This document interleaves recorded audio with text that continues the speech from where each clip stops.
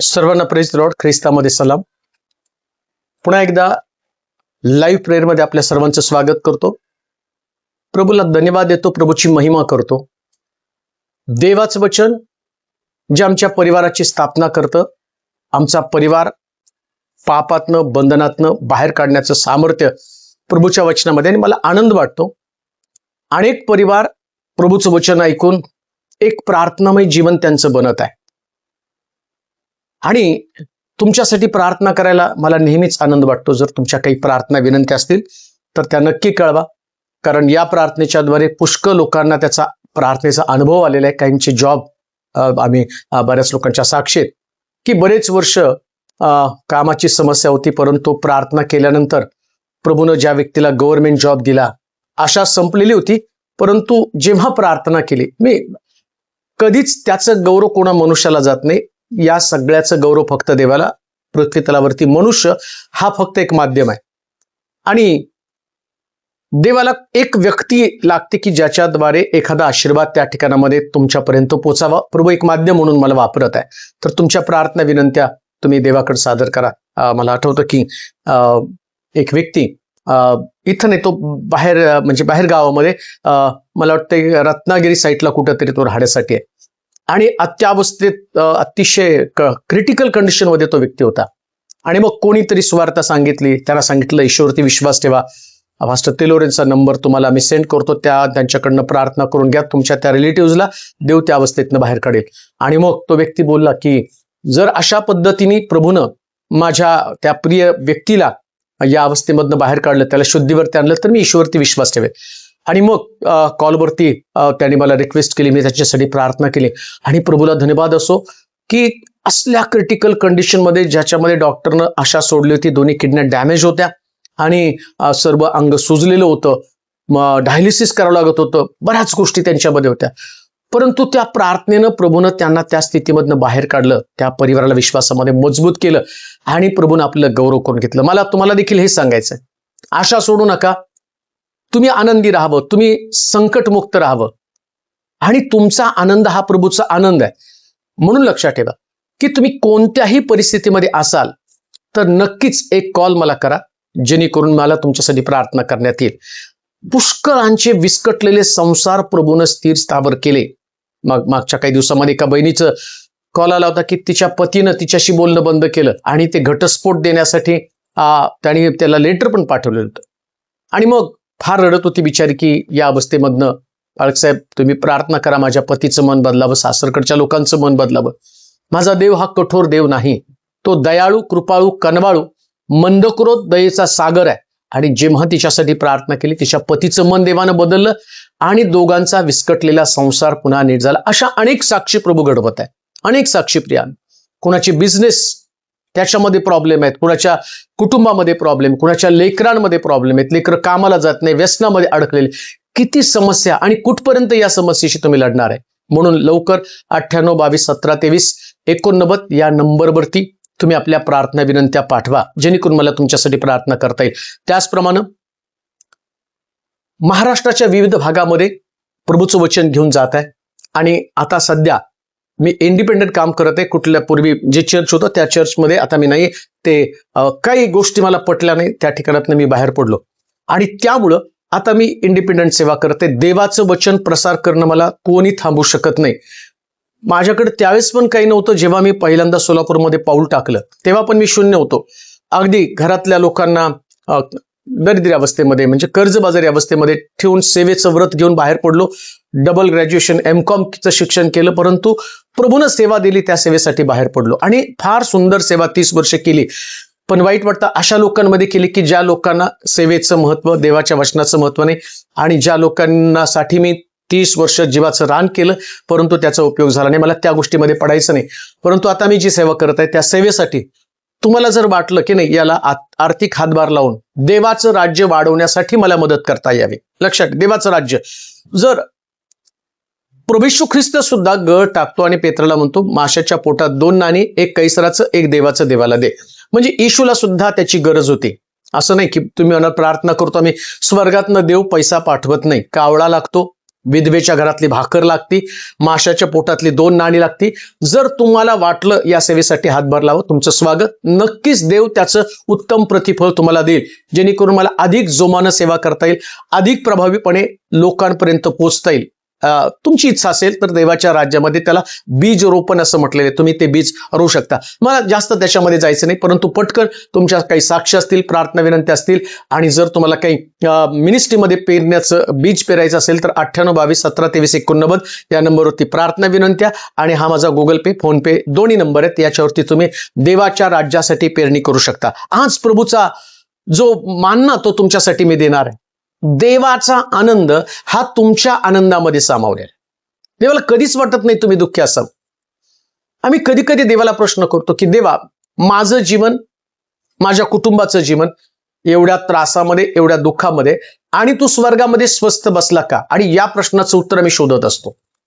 परंतु आज प्रभूच्या वचनात आम्ही पाहणार आहोत, देव नेहमी सतर्क जागा असतो की तुम्हाला आनंद द्यावा, आणि देवाचा आनंद हा तुमच्या आनंदामध्ये आहे. तुम्हाला काय वाटतं, देवा स्वर्गामध्ये देव निवांत बसला आणि मग तिथं देवदूत त्याची उपासना करतात आणि वाद्य वाजून स्वर्ग गौरवानं, महिम्यानं भरलेलं आहे. परंतु देवाचं खरं प्रेम किंवा देवाची खरी आवड काय असेल तर मनुष्य. आणि म्हणून असं म्हटलं, देवानं आपल्या प्रतिरूपाचा मनुष्य निर्माण केला. देवदूत त्या संबंधानं मला माहित नाही देवदूत कोणाच्या प्रतिरूपाचे केले, कसे बनवले. असो, त्या सराफिम देवदूताबद्दल असं म्हटलं की ते करूप सुंदर होतं, परंतु देवानं आपल्या प्रतिरूपाचं त्याला बनवलंय. पण माणसाला आपल्या प्रतिरूपाचं बनवलं, आणि देवाची इच्छा आहे की त्यानं आनंदात राहावं. म्हणून देवानं निर्माण केलेला मनुष्य त्याने एदेन बागेत ठेवला. एदेन या शब्दाचा अर्थ आहे आनंद. म्हणजे देवाची इच्छा आहे मनुष्यानं सतत आनंदी राहावं. म्हणून काळजी करू नका. आज जरी तुमच्याकडे दुःख आहे, नोकरीचं असेल, नोकरी नाहीये, लेकर नाहीत, लग्न होत नाही, घर बांधण्यासाठी अडचण येतात, कर्जामध्ये अडकलेले आहेत, आरोग्य निघून गेलेले आहे, आणि याच्यामुळे तुम्ही दुःखी आहात. परंतु मला तुम्हाला सांगायचं की देवाचा आनंद हा तुमच्या आनंदामध्ये. एक वचन आपण वाचू म्हणजे तुम्हाला ते समजेल की परमेश्वर कशा प्रकारे तुमच्यामध्ये आनंद शोधतो. 2 राजे आणि त्याचा 4था अध्याय आणि त्याची 25 पासून काही वचनं आपण वाचूया. मग ती चालत कर्मेल पर्वतावर देवाच्या माणसाजवळ जाऊन पोहोचली. तिला दुरून पाहून देवाचा माणूस आपला सेवक गेहजी याला म्हणाला, ती पहा शुनेम करीन, धाव, तिला सामोरा जा आणि तिला विचार, तू खुशाल आहेस ना? तुझा नवरा खुशाल आहेस ना? मूल खुशाल आहे ना? तिने म्हटले, सर्व खुशाल आहेत. डोंगर चढून देवाच्या माणसाजवळ आल्यावर तिने त्याचे पाय धरले. गेहजी तिला एकीकडे लोटायला जवळ गेला, तेव्हा देवाचा माणूस त्याला म्हणाला, तिला हात लावू नकोस, तिचे मन व्याकुळ झाले आहेत. परमेश्वराने ही गोष्ट माझ्यापासून लपवली, मला कळवली नाही. ती म्हणाली, मी स्वामीकडे पुत्राचा वर मागितला होता काय? मला फसवू नकोस. मी म्हणाले होते ना, मला फसवू नकोस, असेच मी म्हणाले होते ना. तेव्हा अलीशा गेहजीला म्हणाला, कंबर बांध आणि माझी काठी हाती घेऊन निघ. वाटेने कोणी भेटल्यास त्याला सलाम करू नकोस, कोणी सलाम केल्यास त्याला उलट सलाम करू नकोस. माझी काठी घेऊन त्या मुलाच्या तोंडाला लाव. तेव्हा त्या मुलाची आई म्हणाली, परमेश्वर व आपल्या जीविताची शपथ, मी आपणाला सोडणार नाही. तेव्हा तो उठून तिच्याबरोबर चालला. बऱ्याच गोष्टी आहेत, आणि मला वाटतं की जे नियमित देवाचं वचन ऐकणारे लोक आहेत त्यांनी सुद्धा हा वृत्तांत वाचला असेल. आणि या ठिकाणामध्ये त्या वृत्तांताचं नाव किंवा ती घटना, त्याचं नाव ते शुनेम या ठिकाणची थोर स्त्री असं म्हटले, शुनेम करीन. या स्त्रीचं वैशिष्ट्य काय माहिती का? या स्त्रीनं अलीशाला आपल्या घरामध्ये जागा दिली. बघा, खुशाली अलीशा ज्यास त्या शुनेम करीनला पाहतो त्यास त्या गेहजीला विचारतो की पहिलं जाऊन तिला विचार, तू खुशाल आहेस ना? मग देव, अलीशा म्हणजे तारण आहे, अलीशा म्हणजे प्रभू येशू ख्रिस्ताचं दर्शक आहे, येशूचं ते दर्शक आहे, आणि तो येशू त्या व्यक्तीला विचारतो, तो खुशाल आहेस ना? म्हणजे कोणाला तो खुशाल पाहू इच्छितो, कोणाच्या जीवनामध्ये तो आनंद पाहू इच्छितो? पहिली गोष्ट, जो व्यक्ती आपल्या घरामध्ये, जसं त्या स्त्रीनं अलीशाला आपल्या घराच्या धाब्यावरती खोली बांधली, वरची जागा त्याला दिलेली, आपल्या पतीच्या संमतीनं आपल्या पतीला तिने समजावून सांगितलं की हा जो देवाचा मनुष्य आहे तो आपल्या घरामध्ये राहायला पाहिजे. लक्षात ठेवा, परिवार हा फार महत्वाचा असतो की जेव्हा परिवार एकत्र बसून देवाच्या गोष्टींची चर्चा करतात. म्हणून धन्य ते पती पत्नी जे एकत्र बसून देवाच्या माणसाविषयी बोलत असतात. लक्षात ठेवा, पती पत्नीनं एकत्र बसून, जसं या शुनेम या ठिकाणच्या थोर स्त्रीनं आलिशाला म्हणजे तिच्या पतीला सांगितलं, आलिशा आपल्या घरामध्ये राहायला पाहिजे. लक्षात घ्या, कोण थोर असणार आहे, कोणता परिवार थोर असणार आहे, कोणत्या परिवारामध्ये देव आपला आनंद शोधत आहे? ज्या परिवारामधले पती पत्नी एकत्र बसून देवाविषयीच्या चर्चा करतात. म्हणून लक्षात ठेवा, नेहमी पती पत्नीनं एकत्र देवाच्या वचनाविषयी चर्चा केली पाहिजे. अलिप्त राहू नका, विभक्त राहू नका. जेव्हा तुम्ही अलिप्त व्हाल, विभक्त व्हाल, एकमेकापासून दूर जाल, तेव्हा प्रभूचा आनंद तुमच्यामध्ये कधीच नसणार आहे. म्हणून काही झालं तरी एकत्र राहणं, विचार करणं, प्रार्थनामय जीवन जगणं फार महत्वाचं आहे. तुम्हाला माहिती का, एदेन बागेतनं बाहेर पडण्याचं कारण, आदामाला बाहेर काढण्याचं कारण एदेन म्हणजे आनंद आहे. का त्या आनंदातनं प्रभूने त्याला बाहेर काढलं, दोघा पती पत्नीला बाहेर काढलं? याचं कारण मी तुम्हाला सांगतो. हवा आदामापासून अलिप्त झाली आणि ती बागेमध्ये गेली आणि सैतानानं तिला फळ दिलं. जी पत्नी आपल्या पतीबरोबर राहत नाही, अलिप्त होती, वेगळं होती, आणि परमेश्वर आम्ही पाहतो की देवा जी आज्ञा त्याला दिली ती आज्ञा सैतान तिच्यातनं काढून टाकतो. त्या फळाकडे ती आकर्षित होती. म्हणून आपल्या पतीच्या संगती चालणं आणि चालताना देवाविषयीची चर्चा, देवाच्या माणसाविषयीची चर्चा, सेवकाविषयीची चर्चा तुमच्या घरामध्ये असली पाहिजे. निंदा नाही, चर्चा म्हटलेली त्याला. धार्मिकता कशामध्ये माहिती का? देवाचा माणूस आपल्या घरामध्ये राहायला पाहिजे, आलिशा आपल्या घरामध्ये राहायला पाहिजे. देवाचा आनंद त्या लोकांमध्ये, ज्या लोकांमध्ये येशूविषयीची चर्चा, सेवकाविषयीची चर्चा, देवाच्या माणसाविषयीची चर्चा. आज तुमचं घर, तुमचा परिवार, बहिणीला माझा प्रश्न आहे, काय तुमच्या पतीसोबत तुम्ही राहता का? भावाला माझा प्रश्न आहे, काय तुमची पत्नी तुमच्यावर राहते का? कोणत्या कारणानं तुम्ही विभक्त झालेला आहे? मग तुमचा आनंद निघून गेलेला आहे. आदामाचा आनंद निघून जाण्याचं कारण, आदामानं आपल्या पत्नीला परमिशन दिली बागेमध्ये एकटं जाण्याची. एकटेपणा हा मनुष्याला पापाकडे घेऊन जातो. म्हणून लक्षात ठेवा, पती पत्नीनो एकत्र राहा. तुमच्या एकत्र राहण्यामध्ये प्रभूचा आनंद आहे.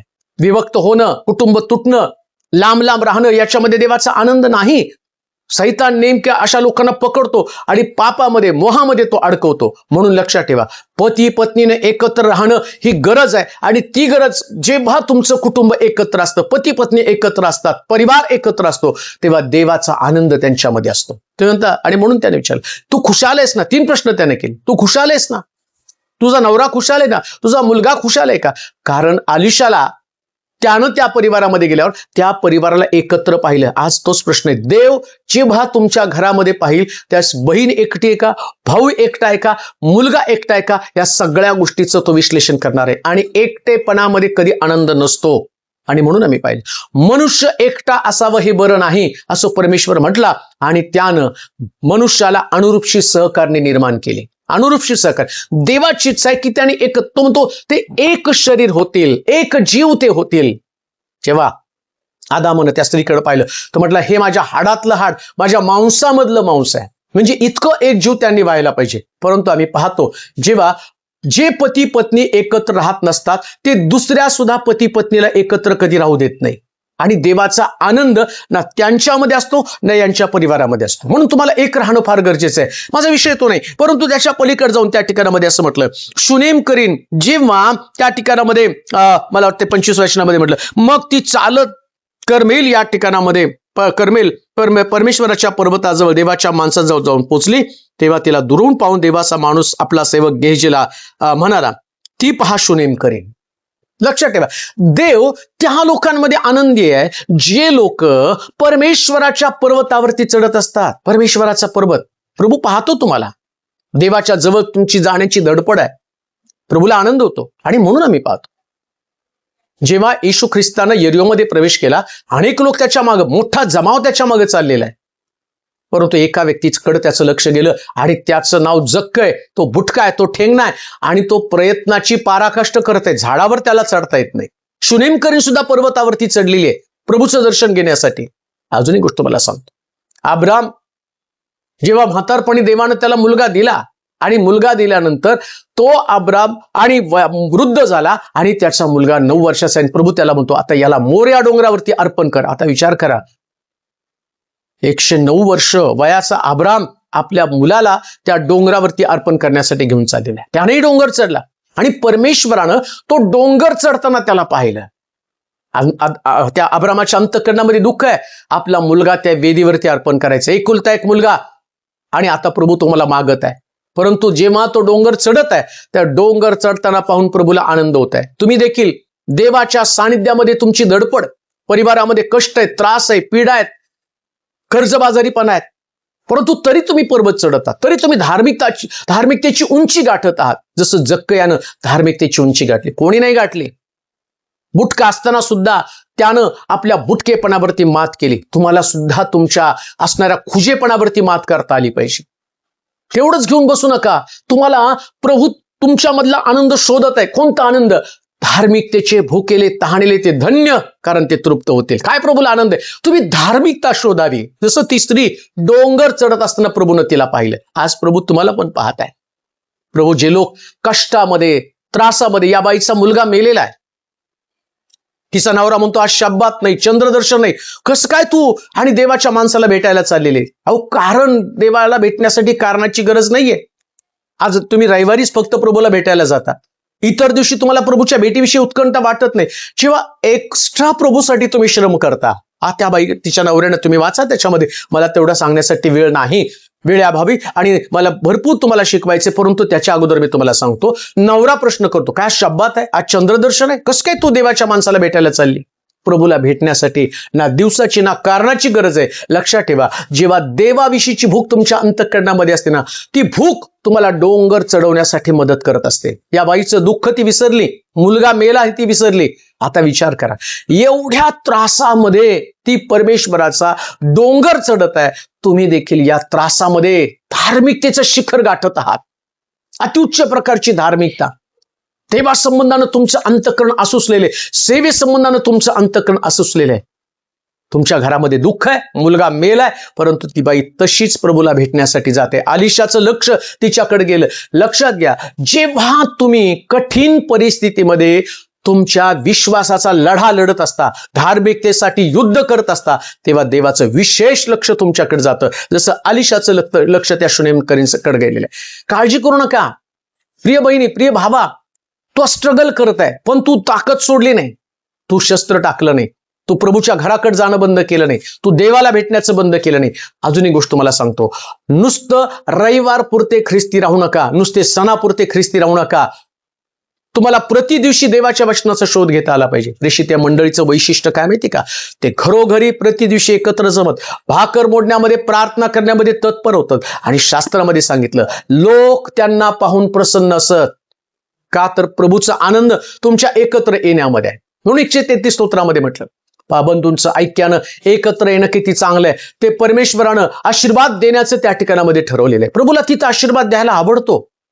म्हणून देवाच्या वचनाचा शोध घ्या, प्रार्थनेच्या ठिकाणाचा शोध घ्या, सत्याचा शोध घ्या, सत्य जाणून घ्या. नुसतं एकाच ठिकाणामध्ये कुठंतरी पडून राहू नका. विचारांमध्ये, दुःखामध्ये, निराशेमध्ये, कर्जामध्ये कशाला पडता? अहो, प्रभूचा आनंद तुम्ही धडपड करताना, ते पाहताना प्रभूला आनंद वाटतो. या शूनेमकरींला आलिशानं पाहिलं, तिचा मुलगा मेला, पण ती डोंगर चढत आहे.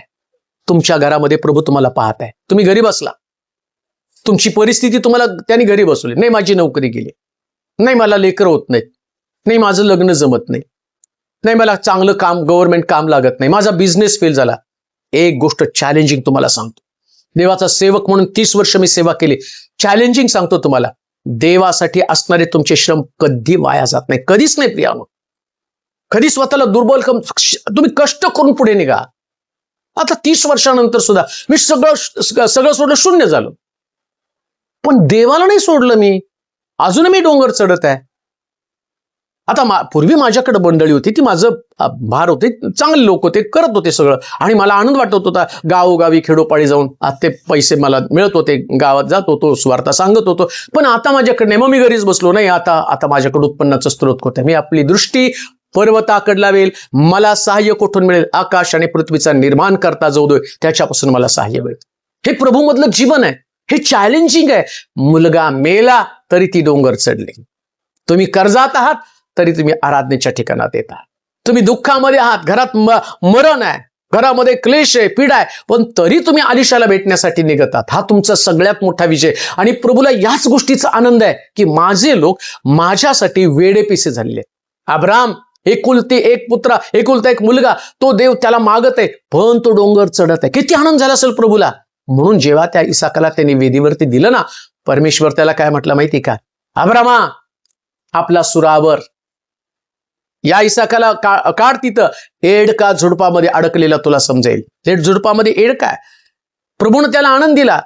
ज्या इसाकाला तो वेदीवरती अर्पण करून गळ्याला सुरी लावून संपवणार होता ना, जिथं इसाक संपणार होता त्या ठिकाणामध्ये इसाक संपला नाही, एक नवीन इसाक तयार झाला. तो म्हणतो इथून पुढं याला इसाक नाही तर याला राष्ट्रांचा अनेक, याच्यापासून एक महान राष्ट्र मी निर्माण करणार. नुसता इसाक नव्हता, महान राष्ट्राचा आनंद. म्हणजे प्रभू एवढा आनंदित झाला की त्याला नुसता इसाक दिला नाही, त्याच्यापासून एक महान राष्ट्राचा आनंद त्याला दिलेला आहे. हा प्रभूचा आनंद आहे.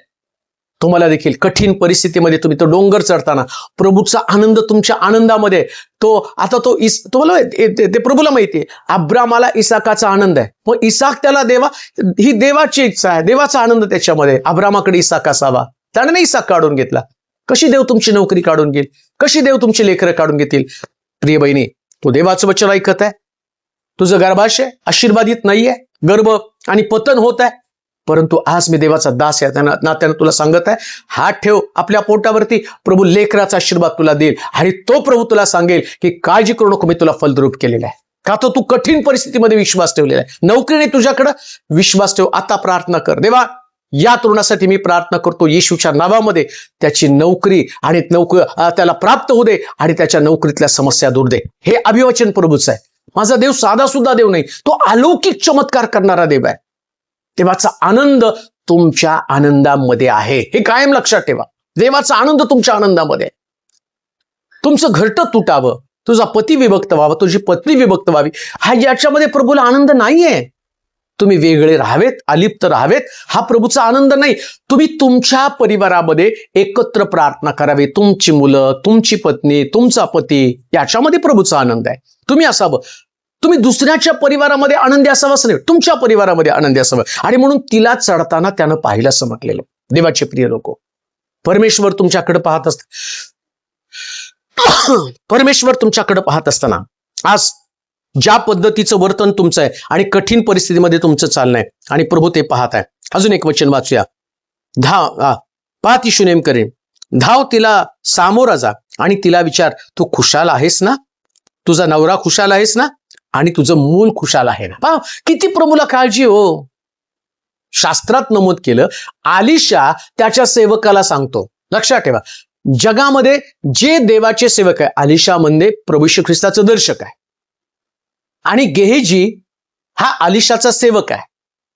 आणि तो सेवक परमेश्वर जसं आलिशा त्या सेवकाला निरोप देतो आणि सांगतो, त्या स्त्रीला विचार, तू खुशाल आहेस ना. लक्षात ठेवा, जिथं देवाचे सेवक असतात ना, ते सेवक तुमच्यासाठी रदबदली करतात आणि देव त्यांना निरोप देतो, जाऊन तिला विचार, तू खुशाल आहेस ना. आज मी प्रभूचा दास आहे, माझा आलिशा स्वर्गामध्ये. आज मी तुम्हाला प्रश्न करतो, काय तुम्ही खुशाल आहात ना? तुमचं उत्तर असेल जसं त्या बाईचं उत्तर, ती सुरुवातीला म्हणते मी खुशाल आहे, त्या सेवकाला सांगते मी खुशाल आहे. आता ती खरंच खुशाल नव्हती, तिचा नवरा पण खुशाल नव्हता आणि मुलगा तर तो खुशालीच्या पलीकडे आहे, तो तर मेलेला आहे. परंतु ती उत्तर काय देते, मी खुशाल आहे, माझा नवरा खुशाल आहे, माझा मुलगा खुशाल आहे. हा तुमचा विश्वास असला पाहिजे. देवाचा सेवक जेव्हा तुमच्याकडे येतो ना, गारणं मांडत बसू नका हो. इतका मोठा प्रभू तुमच्याकडे आहे. कदाचित तुमच्या विश्वासाची परीक्षा बघत असेल, कदाचित देवानं तुम्हाला आशीर्वाद दिला, या आशीर्वादाला तुम्ही तुमच्यात टिकवून ठेवलं का हे पण पाहत असेल. आलिशानं ज्या पद्धतीने त्या बाईला विचारलं होतं, बाई तुझ्या घरामध्ये तुम्हाला स्थान दिलं, तुझ्या घरामध्ये मला जागा दिली, वर तू माझ्यासाठी घर बांधलं, चांगली स्त्री आहेस तू, तुझा परिवार खूप चांगला आहे, सेवकाचं कदर करणारा तुझा परिवार आहे, आता मला तुझ्यासाठी काय करावं. लक्षात ठेवा, जेव्हा देवाच्या सेवकाचा आदर तुमच्या परिवारामध्ये, तुमच्या घरामध्ये केला जातो ना, तेव्हा परमेश्वर तुमच्या घराची काळजी घेत असतो. इकडं या स्त्रीच्या बाबतीमध्ये आलिशानं पहिला प्रश्न केला का, तर आलिशाला तिच्या घरामध्ये जागा होती ना. सेवकाला पाठवलं, तू खुशाल आहेस ना?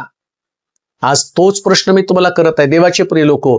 जर तुमच्या घरामध्ये सेवकाचा आदर असेल ना, तर हा प्रश्न तुम्हाला विचार, तुम्ही खुशाल आहात ना? याचा अर्थ काय? तुम्ही खुशाल नसला. आज आलिशा तिच्या घरात नव्हता, आलिशा आपल्या जागेवरती डोंगरावरती होता. प्रिया, आता एक उदाहरण पवित्र शास्त्रातलं तुम्हाला सांगतो की आलिशा आमच्या घरात असणं किती गरजेचं आहे. मग त्या बाईने ती चूक सुधारली. नंतर तो गेजीला पाठवतो, ती म्हणते गेजील नाही, मला तुलाच घेऊन जायचंय. कारण तिला माहिती आहे आलिशाच्या घरामध्ये आलिशा असणं, मी ज्या घरामध्ये आलिशासाठी घर बांधून ठेवले ना, त्या घरामध्ये आलिशा असला पाहिजे. आज तिने तिची चूक सुधारली. लाजरस आजारी पडला, मरियेने येशूला निरोप पाठवला की तुझा भाऊ आजारी, तो त्याला भेटायला ये. येशू गेला नाही. आणि जेव्हा येशू भेटायला त्याला गेला, त्यास लाजरस मेला होता. त्यास ती बहीण काय म्हणती माहिती का? तू असता तर माझा भाऊ मेला नसता. आज हीच समस्या आहे. तुमच्या तुम्ही खुशाल नसण्याचं कारणच, तुम्ही आनंदी नसण्याचं कारणच आलिशा त्या घरामध्ये नाहीये. जिथं आलिशाला घर बांधलं होतं आणि त्या खोलीमध्ये, जिच्या अप्पर रूम मध्ये किंवा वरच्या ठिकाणामध्ये त्या बाईनं आलिशासाठी घर बांधलं होतं. आता तो तिथं नाही, आणि तो नसल्या कारणानं आज तिची खुशाली निघून गेलेली आहे. तुमच्या घरामध्ये आलिशा आहे का? तुमच्या घरामध्ये येशू आहे का? तुमच्या घरामध्ये देवाचा सेवक आहे का? तुमच्या घरामध्ये देवाचं वचन आहे का? तुमच्या घरामध्ये अभिवचन आहेत का? आलिशानं तिला अभिवचन दिलं होतं की तुला मुलगा होईल, पण आता आम्ही पाहतो अभिवचन मरून गेलं. आलिशा नसल्यानं अभिवचन मरून गेलं. अभिवचन देवाने अनेक दिलेत, मंडळीला दिले, परिवाराला दिलं, तुम्हाला व्यक्तिगतरित्या दिलं असेल. पण प्रश्न तोच आहे, आज ती अभिवचनं तुमच्यामध्ये आहेत का? आज ती अभिवचनं तुमच्यात आहे का? त्या अभिवचनाची पूर्तता करण्यासाठी आलिशा कर्मेलच्या डोंगरावरती आहे, आणि त्या डोंगरावरून त्याला खाली आणायचंय, आणि तिथं आम्हाला चढायचंय. आणि त्या बाईनं गेजी आला आणि त्यानं प्रश्न केला, बाई तू खुशाल आहेस का? तुझा नवरा खुशाल आहे का? तुझा मुलगा खुशाल आहे का? समजून घ्या, देवाला तुमच्या परिवारातल्या प्रत्येक सदस्याची खुशाली पाहिजे, आनंद पाहिजे. खुशाली म्हणजे आनंद, तुमचा आनंद, तुमच्या नवऱ्याचा आनंद, तुमच्या मुलाचा आनंद आणि तुमचा आनंद. प्रभू तुमच्या परिवारातल्या सगळ्या सदस्याला आनंदी ठेवू इच्छितो. प्रिय बहिणी, तुला आनंदी ठेवू इच्छितो, तुझ्या नवऱ्याला आनंदी ठेवू इच्छितो, तुझ्या लेकराला आनंदी ठेवू इच्छितो. पण प्रश्न असा आहे की त्याच्यासाठी आलिशा तुमच्या घरामध्ये आहे का? दुसऱ्या भाषेमध्ये असं म्हणेल, आलिशाच आमच्या घरामध्ये नाही, देवाचं वचनच आमच्या घरामध्ये नाही, आमचंच राज्य. पहा तिथं असं लिहिलंय की त्या शुनेम या ठिकाणच्या त्रिस्त्रीला थोर स्त्री म्हटलं का? तर तिने 4 गोष्टी तिथे ठेवलं. तिथं मेज, समई, खुर्ची आणि पलंग, 4 वस्तू तिच्या घरामध्ये होत्या. मेज म्हणजे क्षमा, प्रभोजनाच्या मेजाचं म्हणून. जो कोणी मेजाकडे येतो तर पहिल्यांदा तो म्हणतो की दान टाकण्याच्या अगोदर जाऊन आपल्या भावाला क्षमा कर, समेट कर, मग दान टाकायला. म्हणजे दानाची सुरुवातच पहिल्यांदा क्षमेने. दान पण टाकायचं नाही जोपर्यंत तुम्ही क्षमा करत नाही. मेज आहे, त्यानंतर समई आहे, म्हणजे तुमच्याकडे क्षमेचं अंतःकरण नसेल तर तुमच्या परिवारामध्ये आलिशा नसणार आहे. दुसरी गोष्ट आम्ही पाहतो, समई म्हणजे पवित्र आत्मा. आता देवाचा आत्मा कुठं राहतो? जो देहाच्या प्रेरणेने चालतो त्याच्यामध्ये देवाचा आत्मा वास करतच नाही. आत्म्याच्या प्रेरणेने तुम्ही चाला म्हणजे देवासना पूर्ण करणार नाही. जर तुमच्यामध्ये देहाच्या प्रेरणेने काही निर्णय घेतले जातात, देहाप्रमाणे तुम्ही विचार करता, ज्याच्यामध्ये पवित्र आत्म्याचे कोणतंच मार्गदर्शन नाही, मग तुमच्यामध्ये ती समई नाहीये. त्यानंतर मी पाहतो खुर्ची त्या ठिकाणामध्ये सांगितली. खुर्ची म्हणजे राज्य फक्त आलिशाचं, आलिशानं खुर्चीवरती बसायचं, राज्य फक्त देवाचं. जेव्हा मनुष्याचं राज्य प्रस्थापित होतं ना, त्या ठिकाणामध्ये आलिशा राहत नाही. आलिशा ते घर सोडतो. आलिशा त्या ठिकाणामध्ये कधीच राहत नाही. माझं पण चर्च सोडण्याचं कारण हेच आहे. लोक आपल्या विचाराप्रमाणे आता चर्च चालवेल. ते धार्मिकता तर नाही, बायबल वाचन नाही, प्रार्थना नाही, चर्चला वेळेवरती न येणं, आले तर रमत गमत यायचं, उशिरा यायचं, कधी पण येऊन बसायचं आणि चर्चचे निर्णय घ्यायला मोकळे व्हायचं. कोणी आत यावं, कोणी बाहेर जावं, कोणी क्वायरमध्ये असावं, कोणी काय करावं. मग तसलं तर कधी नसतेच ना. तुम्हाला ना चर्चची आवड आहे, ना धार्मिकतेची आवड आहे. कधी उपास प्रार्थनेला तुम्ही नसणार, कधी होल नाईट प्रेयरला तुम्ही नसणार आहे. आणि आता एवढं सगळं सुंदर बांधल्यावरती आमचं राज्य प्रस्थापित व्हावं ही जी तुमची धडपड आहे ना, त्याच्यामुळं नाही, मला नाही वाटलं राहावं इथं. काहीतरी एवढं मोठं सोडून कोण येत आहे? पण देवाचं राज्य तिथं असलं पाहिजे ना. माणसं आपलीच राज्य प्रस्थापित करायला लागलेली आहेत. अहो किती लोकांकडनं मी पैसे घेतले चर्च बांधण्यासाठी, आणि लोकांनी किती प्रेम करून त्यांना दिलं. देवाचं वचन ऐकून स्वीकारून प्रभूचं वचनावरती त्यांचा विश्वास होता. बरेच लोक अजून पण मला सांगतात, पाळक साहेब एवढं कष्टानं तुम्ही सगळं उभं केलं, कशाला त्या ठिकाणात ते सगळं सोडून आला. पण काय करू, जिथं देवाच्या वचनालाच महत्व नाही, लोक आपलं मर्जीप्रमाणे जीवन जगतात, आपल्या मर्जीप्रमाणे, आपल्या इच्छेप्रमाणे. हा नसावा, तो नसावा, याला काढा, त्याला काढा, आणि हे आमच्याकडे नको, ते आमच्याकडे नको आहे. 4 टाळके घेऊन बसणारं चर्च मला थोडी आवडतं. मला तर लाखो लोकांमध्ये सेवा करायची. म्हणून लक्षात ठेवा की जेव्हा देवाचं राज्य तिथं नसतं ना, आलिशा तिथं नसतो. त्यानंतर अजून आम्ही पाहतो त्याच्याकडं समय होती, मेज होता आणि पलंग त्या ठिकाणामध्ये होत्या, खुर्ची होती आणि पलंग. म्हणजे आलिशा तिथं निजावा, म्हणजे असं वातावरण आलिशाला पाहिजे की त्याला तिथं शांती वाटली पाहिजे. हो, शांती असली तर मनुष्य जाईल ना. परिवारामध्ये, तुमच्या घरामध्ये अशा प्रकारचं शांतीचं वातावरण निर्माण करा. मंडळीत अशा प्रकारचं शांतीचं वातावरण निर्माण करा. आलिशा तिथं असावा. अहो लोक मंडळीत लोक राहत नाही, देव कधी राहणार आहे? कधी राहणार आहे देव? तुमच्यामध्ये लोकच राहायला तर नाही, देव कधी तुमच्यामध्ये राहणार? आणि म्हणून मी पाहतो तुमची खुशाली कशामध्ये? आलिशा राहण्यामध्ये. आता ती बाई त्या ठिकाणामध्ये आली आणि तो सेवक आलिशाला सांगतो, गेजीला जा, सामोरा जा तिला आणि तिला विचार, तू खुशाल आहेस ना? आता त्या स्त्रीनं काय केलं माहिती का? त्या सेवकाला, त्या गेजीला, आम्ही सगळे खुशाल आहोत, माझा नवरा खुशाल आहे, माझा मुलगा खुशाल आहे आणि मी स्वतः पण खुशाल आहे. लक्षात ठेवा, एक व्यक्तीच्या जीवनामधला आनंद कशामध्ये माहिती का? प्रभू कसा आनंद शोधतो? आता तिला तिचा आनंद परत मिळवून द्यायचा आहे. म्हणजे तिचा नवरा रडत आहे, मुलगा मेलेला आहे आणि ती स्वतः पण रडत आहे. आता हे सगळे अश्रू तिला, देवाला त्यांचे पुसायचे. आता कसे अश्रू पुसणार आहेत? कशा पद्धतीने देव त्यांना अश्रू त्यांची पुसणार आहेत? काय करणार आहे प्रभू या ठिकाणामध्ये? काय केलं प्रभूनं? तिथं अगदी सुंदर त्या ठिकाणामध्ये तिचं विश्लेषण करण्यात आलं की ती आली आणि ती काय म्हणते, आम्ही सगळे खुशाल आहोत. लक्षात ठेवा, जेव्हा देवाचे लोक कष्टामध्ये असतात ना, दुःखामध्ये असतात, पण ते खुशालीचं बोलतात. ते म्हणत नाही मी कष्टामध्ये, ते म्हणत नाही मी त्रासामध्ये, ते म्हणत नाही आमच्या घरात, ती म्हटली नाही की माझ्या घरामध्ये मूल मेलं आणि मग त्या गेजीला नाही सांगितलं तिने. तिने तिचं रदगत आलिशाला सांगितलं, सेवकाला नाहीच तिने सांगितलं. त्या गेजी समोर नाही ती रडली. तिला माहिती माझी रडण्याची जागा योग्य आहे आणि त्याच जागेवरती मी रडणार आहे. म्हणून तर आम्ही पाहतो जेव्हा हन्ना आणि पनिना दोघं देवाच्या मंदिरामध्ये जात होत्या, हन्ना परमेश्वराच्या मंदिरामध्ये रडली, ती त्या याजकासमोर नाही, त्या असणाऱ्या याजकासमोर, एली याजकासमोर नाही रडली, परमेश्वरासमोर रडली. आता एली याजकानं तिचं रडणं पाहिल्यावर तो म्हणतो, बाई तू मद्यपान केलं का? दारू प्यालीस का? तू असं रडत आहे. म्हणजे तिला माहितीये ज्याच्या समोर मी रडणार आहे त्याला माझं म्हणणं कळणार नाही. तिचा कळवळा. आता इथं मला ते वचन वाचल्यावर तुम्हाला समजेल कशा पद्धतीनं त्या ठिकाणामध्ये ती डोंगर चढून देवाच्या माणसाजवळ आल्यावर तिने त्याचे पाय धरले आणि गेजीने तिला एकीकडे लोटायचा प्रयत्न केला. तेव्हा देवाचा माणूस म्हणाला, तिला हात लावू नकोस, तिचं मन व्याकुळ झाले, परमेश्वराने ही गोष्ट माझ्यापासून लपवली आहे. त्याला कळलं तिचा कळवळा, पण तिचं मन व्याकुळ. कुणाला कळलं? आलिशाला कळलं. गेजीला काय कळतं? कळवळा. गेजी तर तिला दूर लोटत होता. हे जगामध्ये असंच आहे सगळं. माणसं तुम्हाला देवापासून दूर लोटतील, परंतु देव तुम्हाला कधीही दूर लोटत नाही, म्हणून तो देव आहे. आणि तुम्ही आता त्या स्त्रीनं विचार करा, कल्पना करा, त्या स्त्रीच्या जागी तुम्ही आणि तुम्ही तुमची व्यथा, तुमच्या अडचणी, तुमचे प्रश्न घेऊन त्या आलिशाकडे म्हणजे येशूकडे तुम्ही चाललेले आणि सेवक तुम्हाला दूर लोटण्याचा प्रयत्न करत आहे. तुम्ही माघारी जाल, परंतु जे धार्मिक, खरे धार्मिक आहेत ना, ते देवाच्या या, आता बघा इथं असतं तर दुसरं कोण असतं तर त्यांनी पहिल्यांदा या गेजीचं कितीतरी कंप्लेंट करत बसले असते. काय होते, तिथे गेलो, आलिशाला पहिल्यांदा जाऊन सांगितलं असते, कुरकुर केली असती, बघा तुमचा आणि तो सेवक आम्हाला दूर लोट. तिने काही कंप्लेंट केली नाही. तिला माहिती माझं संबंध फक्त देवाच्या माणसाशी, तुमचे रिलेशन, तुमचे संबंध फक्त देवाबरोबरच असले पाहिजेत. पृथ्वी तलावरती जे लोक आहेत ते गेहजी सारख्या वृत्तीचे लोक आहेत. ते देवाच्या जवळ तुम्हाला येऊच देणार नाहीत. ते तुमचा न्याय करतील, ते तुम्हाला हाकलून देतील. परंतु आलिशा तर म्हटलं, मी तिच्या मनाची व्याकुळता पाहिलेली. देव तुमच्या मनाची व्याकुळता पाहतो.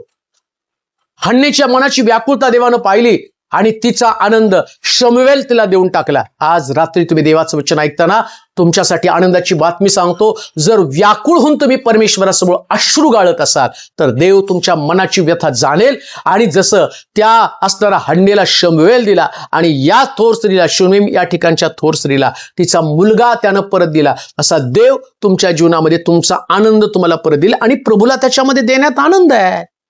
देवाला तुम्हाला देण्यामध्ये आनंद आहे. प्रभूला तुमचा आनंद काढून घेण्यामध्ये नाही मजा वाटत.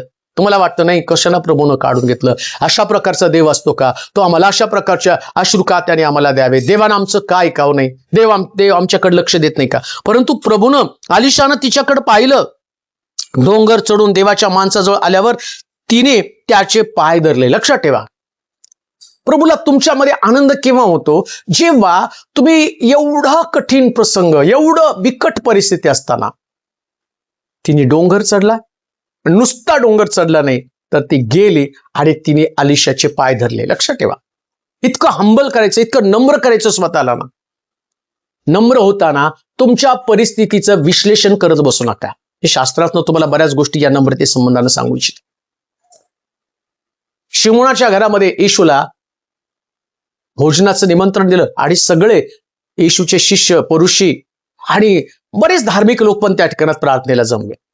आता शिमोनानं लोकांना बोलवलं आणि मग येशू पण आतमध्ये घरामध्ये गेला आणि तेवढ्यामध्ये मरिया नावाची एक स्त्री, ती स्त्री दारामध्ये उभं राहून येशूकडे बघत आहे आणि तिने आपल्या हातामध्ये आलावस्त्र कोपी आणली होती. पण तिचं मन व्याकुळ झालंय, कारण तिला माहिती ती पापी आहे आणि हे लोक त्या येशूच्या जवळ तिला जाऊ देणार नाही. आणि येशूला पण माहितीये मी ये म्हणल्याशिवाय हिला कोणी आतमध्ये सोडणार नाही, कारण हे सगळे गेजी टाईप लोक आहेत, ते कोणालाच आतमध्ये येऊ देत नाहीत. आणि मग येशूनं काय केलं, तिला म्हटलं ये इकडे. त्याने बोलवलं तिला आणि बोलवल्यावर पहिल्यांदा तिने त्याच्या चरणावरती आपले अश्रू टाकले. या स्त्रीच्या बाबतीमध्ये काय घडलेलं आहे, काय तिचं समर्पण आहे. तिने अश्रूनं येशूचे चरण मरियेने धुतले आणि शूनेम या ठिकाणच्या थोर स्त्रीनं तिनं अलिशाचे पाय धरले. लक्षात ठेवा, कठीण परिस्थितीमध्ये प्रभूच्या चरणावरती लोटांगण घ्या. देवाला शरण जा, प्रभूवरती अवलंबून राहा. आपलं त्या देवासमोर गिडगिडणं किंवा परमेश्वरासमोर आपलं मन मोकळं करताना त्याची जी आराधना आहे ती आराधना प्रभूला सादर करा. मग लोकांनी तुम्हाला कितीही अडखण केलं तरी लोकांकडे पाहू नका. कोणी व्यक्ती तुम्हाला स्वर्गात नेणार नाही आणि स्वर्गाचा द्वारपाल फक्त येशू आहे. या पृथ्वी तलावरती कोणाही व्यक्तीला स्वर्गात तुम्हाला पाठवण्याचा अधिकार नाही. स्वर्गाच्या रस्त्यानं जायचं तर येशू म्हटलेल्या मार्गाने तुम्हाला जावं लागतं. म्हणून लोक काय म्हणतात त्याच्याकडे विश्वास ठेवू नका. लोकांनी तर तुमच्यासाठी स्वर्ग कधीच बंद करून ठेवलेला आहे. आणि येशू म्हणतो वेश्या आणि कसबीनी स्वर्गाच्या राज्यामध्ये जाते. येशूनं त्यांच्यासाठी स्वर्ग उघडले. येशूनं कुणासाठी स्वर्ग सोडलं, मी मनुष्याचा पुत्र हरवलेले शोधण्यासाठी आलेला आहे, पापी लोकांना उद्धार देण्यासाठी आला. रोग्याला वैद्याची गरज आहे, निरोग्याला वैद्याची गरज नाही. येशूनं या सगळ्या लोकांसाठी स्वर्ग उघडलाय. आणि आता सुद्धा या शूनेम या ठिकाणच्या थोर स्त्रीच्या बाबतीमध्ये काय घडलेलं आहे, गेहजी तिला दूर लोटत आहे आणि आलिशानं तिला पाहिलं आणि ती त्या आलिशाच्या चरणावर तिने डोकं ठेवलं, लोटांगण घेतलं. ही गोष्ट ध्यानात ठेवा, तुम्हाला आलिशाचे चरण पकडावे लागतील, तुम्हाला येशू समोर झुकावं लागेल, तुमचं समर्पण तुम्हाला येशू समोर करा. कोणा मनुष्यासमोर आपलं समर्पण करू नका. मनुष्य देव नाही, मनुष्य देव नाही. तो तुमचा न्याय करू शकत नाही, तो तुम्हाला स्वर्ग देऊ शकत नाही, तो तुम्हाला स्वर्गाचा मार्ग दाखवू शकत नाही. हा देवाचं वचन तुम्हाला दाखवेल, आलिशा तुम्हाला दाखवेल, सत्य तुम्हाला दाखवेल. म्हणून तुमचं समर्पण फक्त देवासमोर असू द्या, कोणा मनुष्यासमोर असू देऊ नका. माणसं स्वार्थी आहेत, अप्पलपोटी आहेत, ते आपला विचार करणार आहेत. आता गेजीचं काय त्याच्यामध्ये जात होतं, तिने आलिशाचे पाय धरले तर गेजी कोण आहे तिला प्रतिबंध करणारा, गेजी कोण आहे तिला अटकाव करणारा. शिमोनाच्या घरामध्ये काय घडलं, हेच घडलेलं आहे. ते लोक काय म्हटले मरियेला, येशूला म्हणतो, येशू संबंधाने विचार करताना त्यांची चर्चा काय होती, जर हा कोण आहे, या स्त्रीला येशूला कळलं असतं ही कोण आहे ना, तर त्यानं तिला त्याचे पाय धरू दिले नसते. परंतु आता एक गोष्ट ध्यानात ठेवा, येशू म्हटला हिच्या वाटेला जाऊ नका, कारण ही जी करती या माझ्या मरणासाठी ती करत आहे. त्याचं समर्पण त्या स्त्रीनं केलेलं आहे. आज रात्री हीच गोष्ट मी तुम्हाला सांगते, कोणाचा विचार करू नका, तुम्ही सरळ येशूकडे जा. येशू तुमच्यासाठी अद्भुत गोष्टी करेल. अशा अद्भुत गोष्टी करेल की त्याचा अनुभव तुम्हाला येताना, जसं या स्त्रीला त्या अलिशानं पाहिलं, तो आनंदी झाला. आणि मग त्याच्यानंतर आम्ही पाहतो तिच्या समर्पणाच्या द्वारे अलिशा तिच्या घरी जातो. लक्षात ठेवा, अशी व्यक्ती बना. असं तुमचं परिवार बनला पाहिजे की जसं अलिशाला आनंद झाला तसा येशूला तुमच्या घरामध्ये येण्यासाठी आनंद झाला पाहिजे. मग अलिशा तिच्या घरी गेला आणि पवित्र शास्त्र सांगतं अलिशानं तिच्या मुलाला बरं केलं. अलिशानं तिचा मेलेला मुलगा जिवंत केला. तसं प्रभू येशू ख्रिस्त तुमच्या घरामध्ये येऊन तुमचे सर्व गमावलेले आशीर्वाद तुम्हाला पुन्हा प्राप्त करून देईल. माझी आणि देवाची इच्छा एकच आहे की प्रभूला तुमच्या घरातला गेलेला आनंद पुन्हा देण्यामध्ये आनंद आहे. आज रात्री मी तुम्हाला सांगेन पुन्हा एकदा, प्रभू तुमचा गेलेला आनंद तुम्हाला देईल.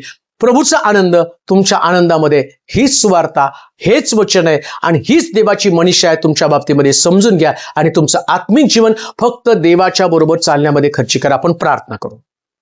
सर्वशक्तिमान जिवंत देवा, तुझे आभार मानतो, तुझी स्तुती करतो. प्रभूजी, तुझ्यासारखा श्रेष्ठ देव दुसरा कोणी नाही. किती आमची काळजी घेतो, किती आमचं बारकाईने निरीक्षण करतो. प्रभूजी, आम्ही दुःखी असावं, आम्ही कष्टी असावं, आम्ही निराश असावं, आजारपणात कष्टामध्ये असावं अशी तुझी कधीच इच्छा नाही. आणि प्रभूमध्ये आनंदी असावं. आणि आम्हाला असं वाटतं की देव आमच्या दुःखाकडे पाहत नाही. पण आज आम्हाला कळलं आमच्या दुःखाचं निरासरण, आमच्या दुःखातनं बाहेर तुझ्याशिवाय आम्हाला कोणी काढू शकत नाही. पण आज रात्री मी प्रार्थना करतो, पुष्कळ लोक दुःखित अंतःकरणाने तुझ्याकडे आलेले असतील. त्यांचा परिवार, त्यांची नोकरी, त्यांचा व्यवसाय, त्यांची शेतीबाडी याच्यामध्ये समस्या असतील. पण आज सगळ्या समस्या दूर कर. आणि प्रभू, जे अंतःकरणातनं तुला व्याकुळून प्रार्थना करते अशा सगळ्यांच्या प्रार्थनेची उत्तरं तू दे. तुझ्या राज्यासाठी जे बीज पेरत आहेत, काल पुष्कळ लोकांनी तुझ्या राज्यामध्ये पेरलं. पुष्कळ लोकांनी स्वयंस्फूर्तीनं प्रभू ते म्हटलं की आम्हाला देवाच्या राज्यामध्ये पेरायचंय. अशा लोकांना तू त्या बियांचे आशीर्वाद दे, त्या बीजचा आशीर्वाद दे. बीज पेरणाऱ्याला फलद्रूप कर प्रभूजी. आणि ज्यांना देण्याची इच्छा आहे त्यांच्यासाठी मार्ग मोकळे कर. चांगलं आरोग्य दे, रात्री शांत झोप लागू दे आणि प्रभूमधलं त्यांचं जीवन सुरक्षित करून देवाच्या हातामध्ये चालण्यासाठी तुझा अनुग्रह त्यांना पुरून दे. येशूच्या नावात ही प्रार्थना विनवणी केली म्हणून तो आहे. आमेन.